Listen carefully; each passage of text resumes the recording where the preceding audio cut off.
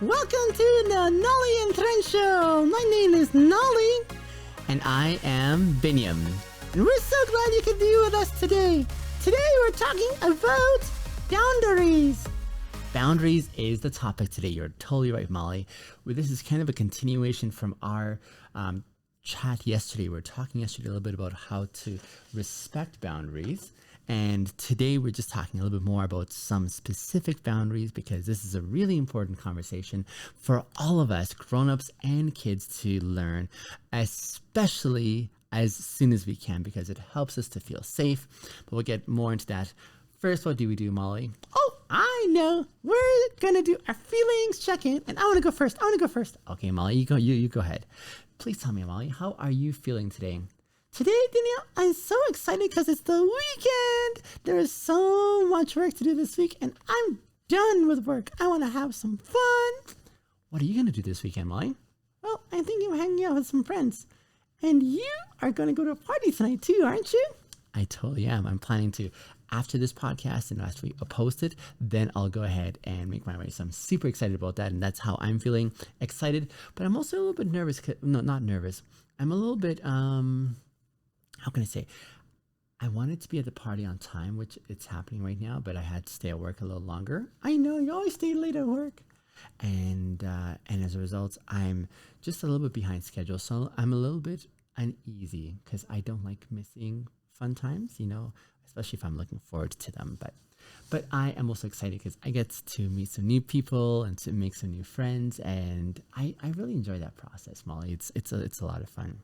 That does sound like fun. Kids, how are you feeling? We want to know because we feel it's important to know how to describe what you're feeling or thinking. Because Vinian, he hasn't always known how to do that, and he says it's super important. And you're still young, and you can tell us what you feel or think. Sometimes it seems people don't feel safe to talk about how they feel because they don't want to hurt someone's feelings, right? That's right, Molly. Not everyone feels safe to share what they're feeling or experiencing because they feel like other people might think less of them or they might get in trouble for how they're feeling. But feelings are such a powerful thing to be able to know how one's feeling and experiencing the world. And Molly, that's why we do this on our podcast, is because we want to practice how to describe how we're feeling. It's a way of practicing how to be honest with ourselves. Yeah, and being honest is really important because then you know how you feel and then you can ask for what you need. That's right. And even asking for what we need, Molly, it's not an easy thing. It takes courage. You have to be brave to be able to say, I would like a hug, or I want some alone time. And to be able to express those things that we feel we need after knowing and thinking about it for ourselves, it's not an easy thing. And so many grown-ups, Molly, don't know how to do that. That's amazing. Oh, Dinya, can I tell you a dad joke? Okay, Molly. Now, I have to tell you something. We've already said these dad jokes way back in the beginning, and I want to see if you still laugh at them. All right, Molly, go ahead. Hit me. I'm sure I'm already going to like them because I forget so quickly, Molly. And when I forget, then you can tell me the same joke over and over. And my friends often do. They tell me the same joke over and over, and I keep laughing because I'm like, that's a great joke. But it's only because I forgot. Oh my goodness, Daniel, you have such a sharp memory. I do. All right, go ahead. What's our first dad joke today? Okay, what did the sheet ask the blanket? What? Oh, I think I remember this one here. What did the sheet ask the blankets? I don't remember the answer, but I remember we were talking about this once upon a time. Can I have the answer, Molly? Okay. May I have blanket consent? Yep, I see it. There it is. Blanket consent. Oh my goodness, Molly, that's a good one. I'm going to try and remember that one. I'd love to hear another dad joke, maybe at the end of our podcast today. Is that okay? Okay, let's do that.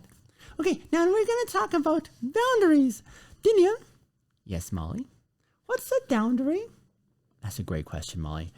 A boundary is it's like an invisible line that we draw around ourselves to try and keep ourselves safe or comfortable or perhaps we might even want respect. And so we might think of boundaries as a way of how we can get respect for ourselves. I see. So like an invisible line around here? Yeah, like think about the area around you, both about your personal body and the space that you need to feel safe and to feel comfortable.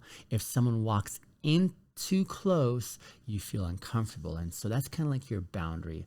It's like that invisible line that you draw around yourself, and then you're able to know when you can feel safe and when you start feeling uncomfortable because someone might be coming too close or stepping over those boundaries. I see.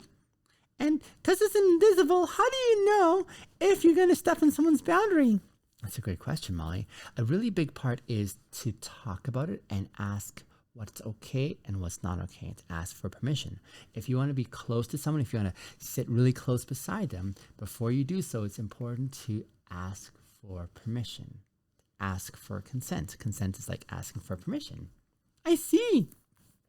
Now today, Molly, I was promising our friends that we were going to talk about a couple of specific different kinds of boundaries. And so we're going to talk about two boundaries today. The first one we're going to talk about is what we call personal boundaries.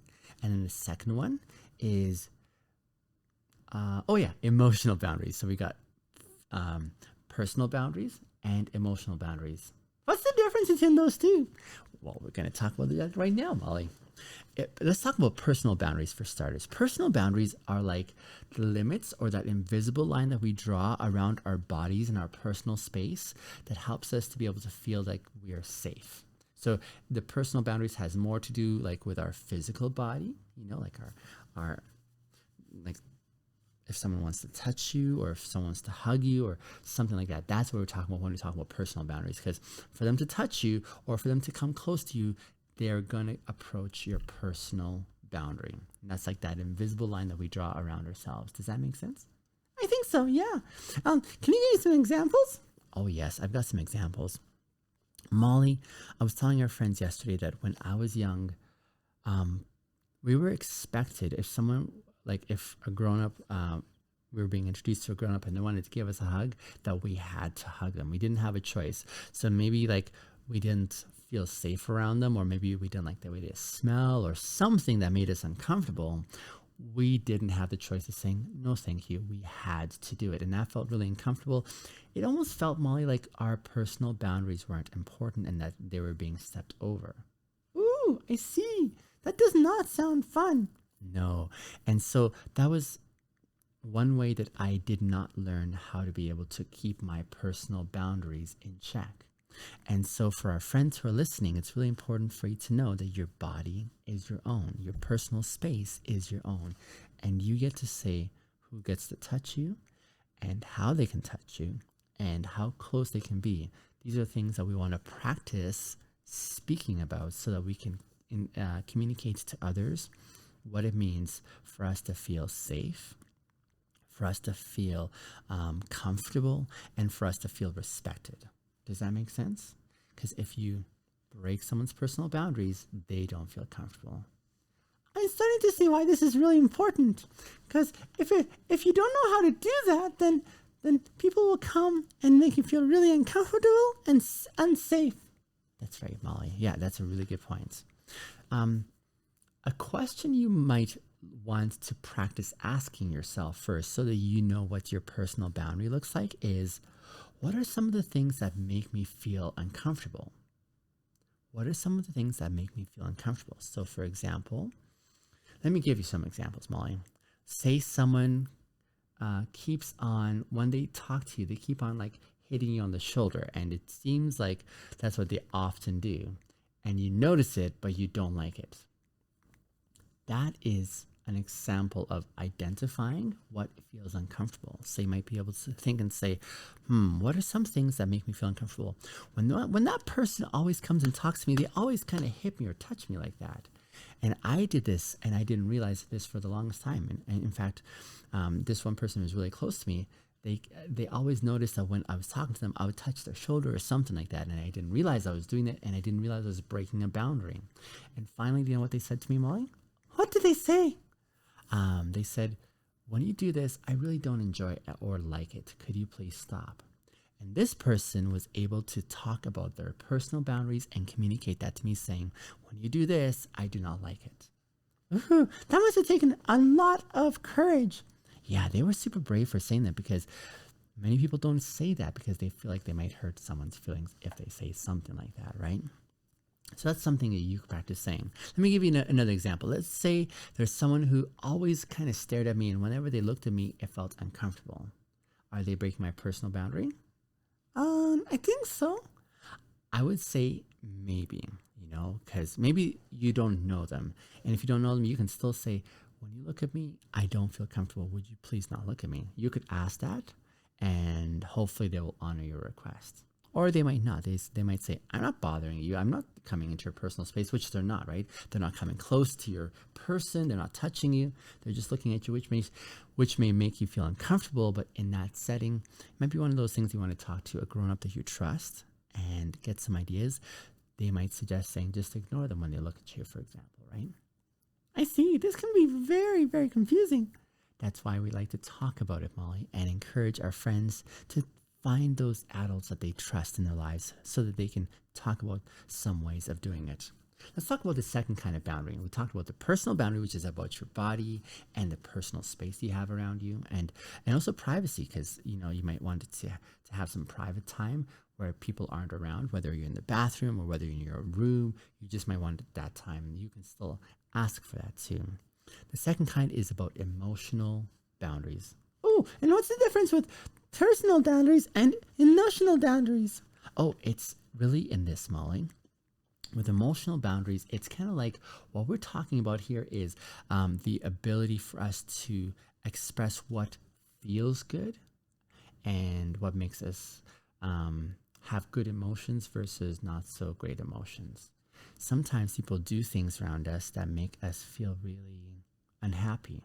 For example, say you're working with someone who always yells at you. That is something that would make me feel really uncomfortable. And so one of the ways I would protect my emotional boundary there, I would ask them, I'd make a request saying, when you do this, it makes me feel this. Would you please not do this? When you yell all the time around me, I feel really scared and uncomfortable. Would you please not yell when you're around me because it makes me feel really uncertain? That's an example of how that conversation could go. That's a really good example. I like it. Thank you, Molly. Yeah, that's a really helpful one. So it's helpful to know that there's the two sides of the boundaries. One, it's about your person and your body. Second, it's about your emotions, the things you feel on the inside. So this is kind of like another example that our friends might relate to is when someone is making fun of you. That doesn't feel fun, does it? It does not. So in that setting, Molly, what we could say is, when you said this, it made me feel this. I didn't like when you made fun of me in this way when you said this. Could you please stop doing that? And that's a way that we could speak up for our boundaries so that we can feel safe and respected. I really think this is an important conversation. We are running out of time though, aren't we? We kind of are, aren't we, Molly? Friends, if you have some questions about how to think more about this, we'd love to hear your questions in the comments below. One way to think through how to understand your boundaries is to ask the question for yourself. What are things that make you feel uncomfortable? And what are some of the things that you want to keep private? When you understand those things, you can start knowing when those boundaries are broken and speak up for them. Molly, let's talk. Well, why don't I listen to your final dad joke? Oh, yes. I want to tell you. Okay, go ahead. Okay. Why did the key ask the lock for consent? Why did the key ask the lock for consent, Molly? Because it didn't want to be accused of breaking and entering. It did. I get it. The key. Oh, that's a clever one, Molly. I do like that one. Before we go, Molly, we do have a message for our friends, don't we? Oh, yes, we do. Kids, we want you to know something. One, we're so happy you're here with us. We love having you listen to our podcast. Don't we, Vinium? We really do. We love having you guys join in. Thank you for listening and being a part of this conversation. We want to talk about things that are helpful to you. And also, we want you to know that you are kind, you are smart, and you are important. Bye for now, kids. See you soon. Thanks for joining us. Bye for now.